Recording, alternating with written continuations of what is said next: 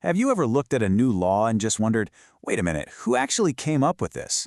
It's easy to picture a bunch of politicians in a grand old building, but the real story? Well, the real story of who makes the rules we all live by is way more complex and, honestly, a lot more interesting. So let's just get right into it. Who really pulls the levers and makes the rules? It is not as straightforward as you might think. And to get to the bottom of it, we first have to understand the powerful tool they all use to shape our world. And that tool is called public policy. Now, put simply, think of it as the government's official game plan. Whenever a problem pops up, the government has to decide what it's going to do. That decision, that plan of attack, that's the policy. The billion-dollar question, though, is who actually gets to draw up that game plan? Well, it turns out it's not just one group of people. The whole process is more like a huge, complicated game with two very different kinds of players. You've got the insiders and you've got the outsiders. And if you want to understand who really holds the power, you have to understand how these two sides interact. All right, so let's break down the two teams. On one side, you have the official policymakers.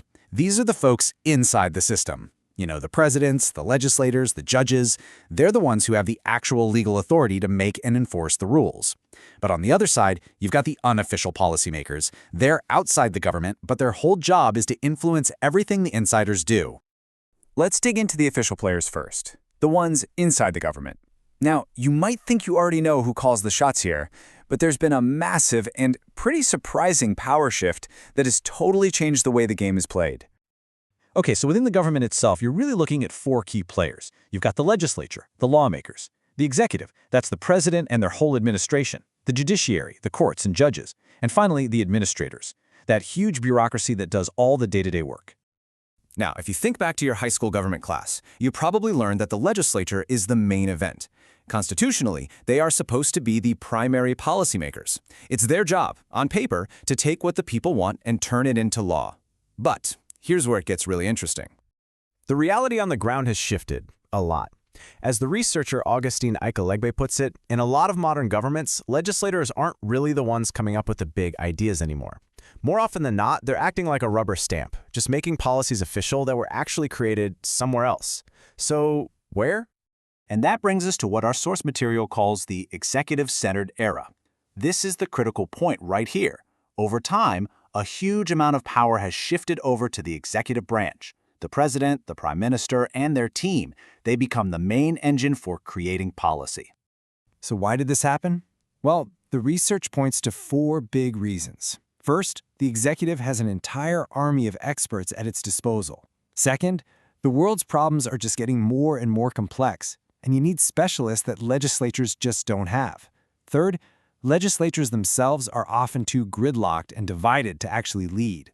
And finally, let's be honest, the executive branch just has way more money and resources to push its ideas through.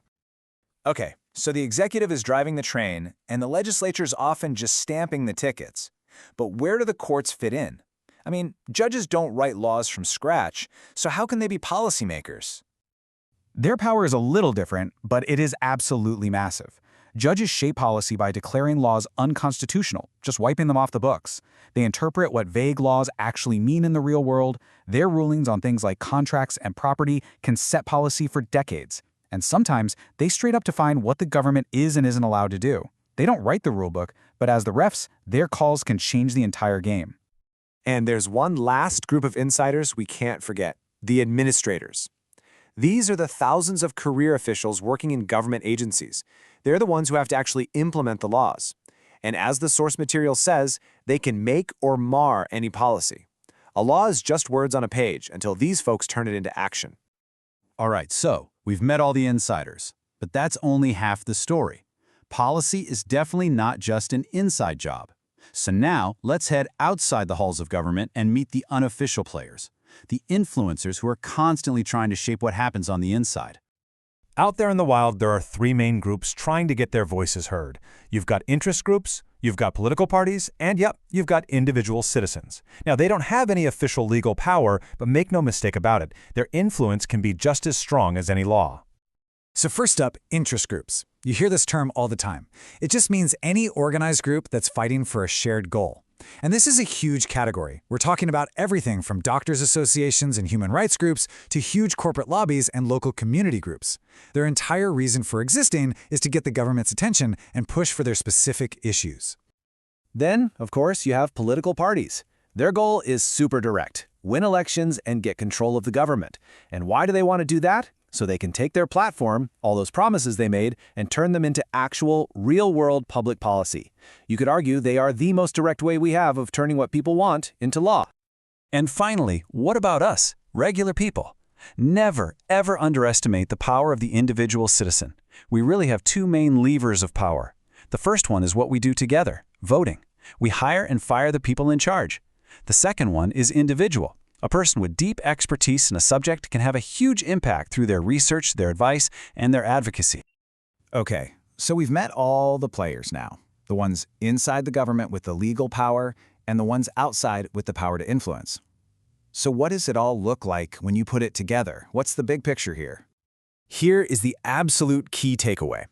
Making policy is not a neat, tidy assembly line where a bill goes in one end and a law comes out the other. It's much more like a messy, dynamic, living ecosystem where all these different players are constantly competing, cooperating, and negotiating with each other to shape what finally happens. So let's do a super quick recap of everyone's role in this big ecosystem. The executive has really taken over as the one who initiates and dominates. The legislature, well, it often just legitimizes and formalizes those plans.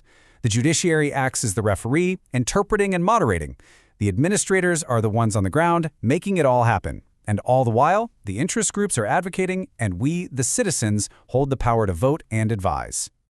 And that brings us right back to our very first question, but now with a whole lot more context. In this complicated system of insiders and outsiders, of official authority and real-world influence, where do you think the real power to make the rules actually lies? That's something to think about.